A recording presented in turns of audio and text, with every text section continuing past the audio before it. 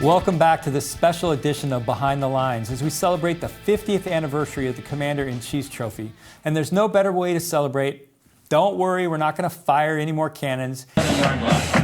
Instead, we're going to bring in 3 beat writers covering these 3 Academy football teams. Aaron, Diane, and I are pleased to welcome Bill Wagner. Bill was born and raised in Annapolis, Maryland, and has worked for the Capital Gazette newspaper for 30 years. He served as beat writer for All Navy Athletics since 2001. Sal Interdonato spent 23 years living in the shadow of West Point, covering Army for the Times-Herald-Record in Hudson Valley, New York. You can now find his work on BlackKnightNation.com. And Brent Brigham is a football player turned journalist. For the past 16 years, Brent has been with the Colorado Springs Gazette. Since 2012, he's been the Air Force beat writer for the paper. So let's just go around the table. And Bill, let's start with you. Talk to us a little bit. What is it about this rivalry? You've seen at least 20 games, if not more. What's your take on it? What makes it so special, and how does Air Force fit in? I mean, obviously, it's the history and tradition. There was a time when the Army-Navy game was by far the biggest game in college football every year. It dwarfed the Ohio State, Michigan, Alabama, Auburn. I mean, there was an era of the 40s, 50s when Army and Navy were national powerhouses, often ranked number 1 or 2 or 3, top 5 for sure. And it just was a different time, and that took Army-Navy to another level. But now I do believe we're at a point where it really is a 3-way service academy rivalry. Everyone knows that Air Force came in full force and for the longest time was the dominant service academy, beating Army and Navy regularly, winning the Commander-in-Chief's Trophy. So to me, although Army-Navy game holds a special significance, it is the 3-way service academy series that I find so intriguing. Yeah, well, that's the perfect segue to go to Brent. Brent, talk to us a little bit about how Air Force is muscled in on this.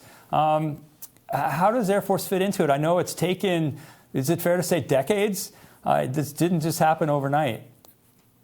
Yeah, well, it kind of did. Their success did happen virtually overnight when they created. I mean, obviously, they're a much newer service academy than Army and Navy. They were formed in the 1950s, but really they hit the college football scene running and had an undefeated season really early in their tenure. But when Fisher DeBerry was hired in the early 80s was when they really fully developed as a program and started winning the Commander-in-Chief's Trophy regularly. And, Troy Calhoun has taken that mantle and carried on most of the success. They've been to a bowl game most of his seasons and won several Commander-in-Chief's trophies. But there isn't the deep history that Bill referred to when it comes to Air Force against these teams, just because it's younger.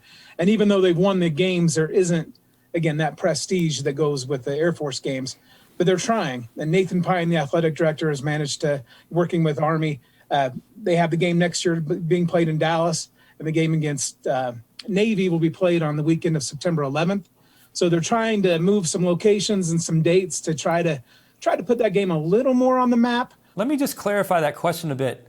I agree that Air Force has been playing great football almost from the start.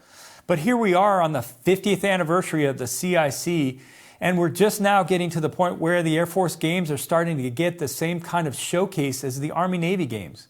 Why has it taken so long? Yeah, I think that's a marketing question, quite honestly, because I think from a competitive standpoint, Air Force has been right there or better. I mean, they own more Commander-in-Chief's trophies than Army and Navy do.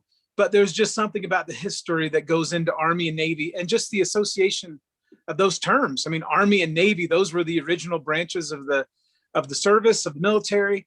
There's such a history there, whereas Air Force came in a lot later in the 1950s as kind of, really as an offshoot of the Army Air Corps. So I think it's history that goes into that more so than football. Gotcha. All right. Well, Sal, talk to us. Give us the Army perspective on the rivalry, both with Navy and with Air Force. Yeah, I think that the Navy rivalry is built out of respect, especially lately with Jeff Monken and Ken Niumatalolo having a long-standing friendship, almost 30 years. That game is definitely built out of respect. I'll tell you that Army players and Army coaches definitely do not like Air Force at all. I mean, that that rivalry is, to me, not built out of respect. I'm not going to say hatred, but it's definitely not built out of respect. Just talking, I have a podcast with Steve Anderson, and he's a 2-year captain, 2010 team, led him to the Armed Forces Bowl win. And he still talks to this day about just having a dislike for Air Force. So, I think that on the Army side, there's a lot of respect that goes into the Navy game. I mean, that game is football in its purest form. Well, so this is the point in the conversation where I turn it over to my two colleagues who, in case anyone's wondering, are way better than I am at any of this. Diane, let me throw it to you. What are you dying to ask our three riders here about this rivalry and about these teams? So much has come out of Army-Navy games over the many years. I recently was home visiting my dad in Georgia, talking about this show.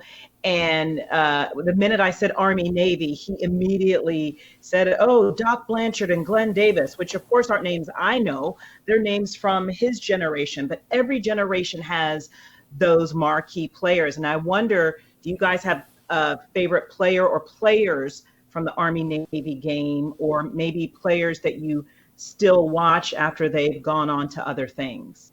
Well, I'll jump in. I mean, wouldn't say favorite players. I mean, obviously, I've only covered Navy since 2000. And so, and during the early time that I covered Navy, they were struggling. And I was there when Charlie Weatherby got fired.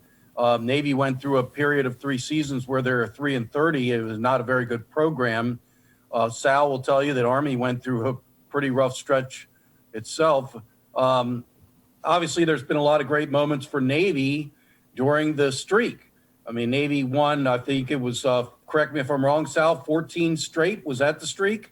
Yeah, 14 in a row. Yep. So, I mean, that was an incredible run for Navy. Paul Johnson took over as head coach, turned around the program, and Navy basically took control of the Commander-in-Chief's trophy, started beating Air Force on a regular basis, beating Army, as we said, 14 years in a row. And there were a lot of star players in that time. It began with Craig Candido as the quarterback and included, Kaipo, Noah Kayaku and Hara and Keenan Reynolds and Ricky Dobbs. And there were a lot of great moments. And, Navy, during that streak, Navy didn't win every game handily. There were some that got out of hand, but there were normally many games which were extremely close. And I think Sal and I would both remember that game in D.C. at the FedEx Field, home of the Washington football team, as it's called now. But that was a game, I believe, that Army fumbled on the way into the end zone where they were on the game-winning drive. And so more than individual players, I remember games and moments, the snow game in Philadelphia, those types of things. So I'll pass it off to Sal on the Army front, but for me, it's more games than players. Sal, you have any players that come to your mind that you just think epitomize the rivalry? Well, if we're going to go current, I think that one guy who definitely epitomizes the rivalry is John Voight.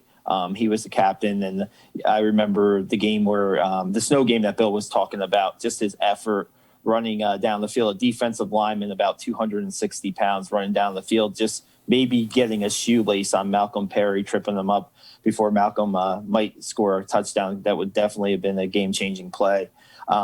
I think that's a guy who epitomizes the rivalry of these two teams in recent days. I mean, yeah, Army's had some great players come out of the teams that didn't win the Army-Navy game. You look at Ollie Villanueva, who's had a successful career with the Steelers and has a successful military career, too, as an Army Ranger. I mean, those are the guys that the current players definitely look up to, and guys that definitely I look up to, too. Yeah, well, let's get Brent in here. Any players that are standing out to you?